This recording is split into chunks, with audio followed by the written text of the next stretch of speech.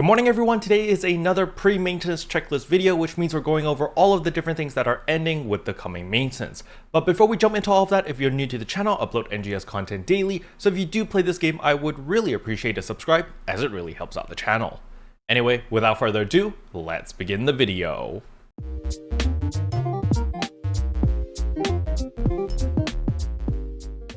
So the very first thing I want to showcase over here is the event schedule, and as we can see, there's actually nothing that is ending this coming maintenance. There's literally no events that are ending, which is a first, I believe. I don't think there's ever been a week where there's nothing going away after maintenance.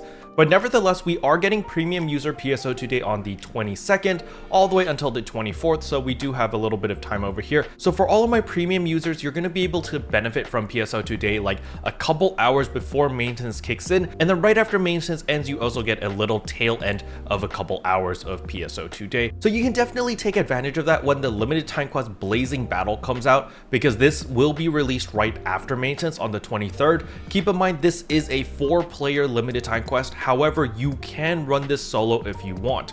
It's going to be based on the Kenai Island in Aleo. That's the little island that we started in the tutorial. And so it's a relatively small map, but there's going to be a bunch of enemies and you just constantly kill these enemies. And the entire objective of this limited time quest is simply just eliminate as many enemies as you can as quickly as possible. And the main reason why you're going to want to run this limited time quest as many times as you can is because, as you can see over here, Octo Armor Argas. So if you do want the Arga, the Belta, or the Shezas, I believe they all drop from this limited time quest, so that is going to be the new version of the Octo Armor. If you've already invested in your Octo Armor already, it's perfectly fine to stick with it. You know, the Octo Armor, Arga, Belta, and Sheza is just going to be slightly better. It probably will just give a little bit more HP, a little bit more photon power, and potentially a little bit more potency. I'm not entirely sure about the potency part, but I'm pretty confident about the extra HP as well as extra PP.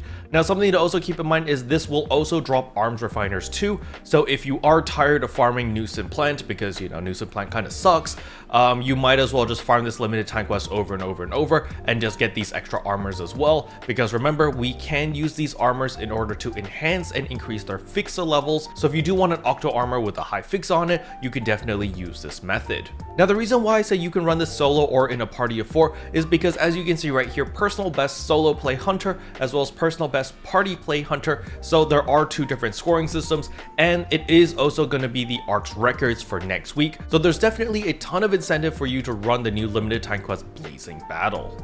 Now, I highly recommend people to actually check their battle power to make sure they have enough to participate. You're going to need 3,413 battle power or above. It's a lot lower than Laciel Exploration as well as Darkfall Solace, so hopefully you guys have enough battle power to participate, because the loot pool is looking very promising. But with that out of the way, the next thing we need to look at is, of course, this week. So there is the Arks Records for this week as well. So make sure that you actually participate so that you do get your 20 Arks Record badges. This week is relatively simple. Just go to Mediola Outer Area 2 and you just need to do the board race stage 1, and you have to do it solo. And once you complete it, you will be able to get 20 Arks Record badges next week.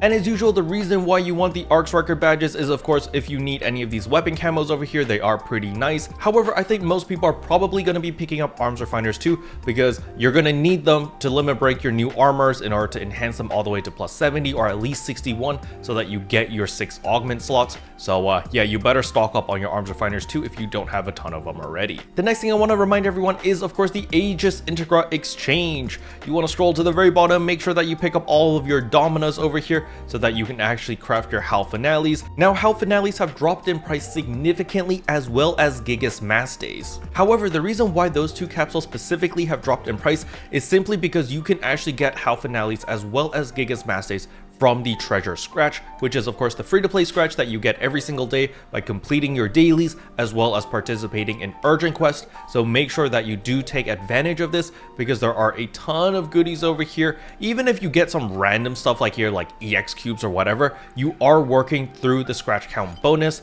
and eventually at 100 scratches you will get the SG Legacy Coordination badge, which is a very big deal, because when you come to the item shop and go to SG Legacy Coordination badge exchange over here, there are a ton of hairstyles titles that you can pick. However, when you scroll down here, there are a bunch of emotes as well. I actually have most of them. I don't have motion idle Tai Chi apparently though. So this is definitely something that I'm going to be using my exchange badge for, just to pick that up. But as you can see, I basically have everything else. So yeah, basically only that motion idle is the thing that I'm going to be picking up. I really don't care that much about the hand poses that much. But if you haven't been playing for quite some time, there are a bunch of emotes over here that are pretty nice. The Nadare concerts over here, these are all pretty awesome. So yeah, if you are missing any of these poses, you'll be able to pick them up very easily. The next thing I want to remind everyone is in the exchange enhancement materials, go to other enhancement materials and the golden Primm armor 2s. If you haven't stocked up a ton of these, I highly recommend that you buy the 10 out of the shop right now. It will cost you 500 end grinders. However, you won't regret it because you are going to need a ton of these armors in order to get your new armors to plus 61 at the very least, in order to get all 6 augment slots. And last but not least is of course the Alliance badge exchange shop. Make sure that you pick up your 30 free star gems over here, and if you need any triggers you can pick them up.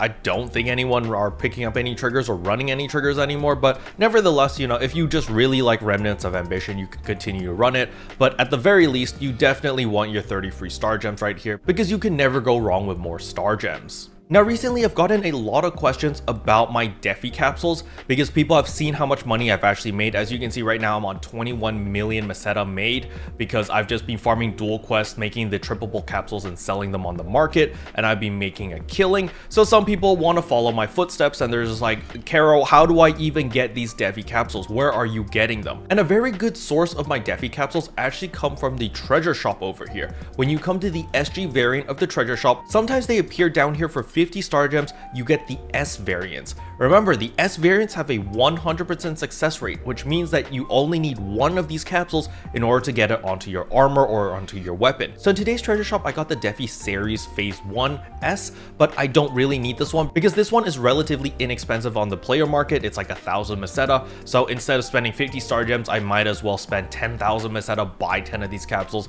and then just throw it onto my armors or my weapons. However, there have been days where the good ones show up, such as Plutos as well as the Makimes. So the Plutos capsules are currently going for like 300,000 each. So if I were to buy 10 of them, that'd be 3 million Meseta. So instead of spending 3 million Meseta, I think spending 50 star gems is a much better deal, and immediately I can just throw it onto my armor. And as you can see right here, Defi Plutos Phase 1S as well as Defi Makimes Phase 1S. I was able to purchase both of these from the treasure shop for 100 star gems and just slap it onto my armor and I'm good to go. Now do keep in mind that these Defi capsules show up at the bottom over here, so you do not need to be a premium member to purchase these Defi capsules. So even if you're fully free to play, you'll still be able to use this method. Now another thing I need to clarify with everyone is the Defi capsules only work in dual quest. So you can see this potency plus 70%, damage resistance plus 20% during a dual quest phase 1 quest. This part is very important. So you can see I've got a bunch of capsules over here that give me 7% potency, right? So while I'm in a dual quest phase 1, I actually gain 35% potency from these 5 capsules alone. However, when I'm outside and doing any other content other than Dual Quest Phase 1, I do not gain any potency. You can see right here on page 2, weapon up, potency plus 3%. The reason why it's plus 3% is because I've got Might 4 over here, which gives me melee potency plus 3%. So just remember that if you are using any of the Defi capsules, they only work in Dual Quest, and they only work in Dual Quest Phase 1 if you have the P01 capsules, and they only work in Phase 2 if you have the P02 capsules.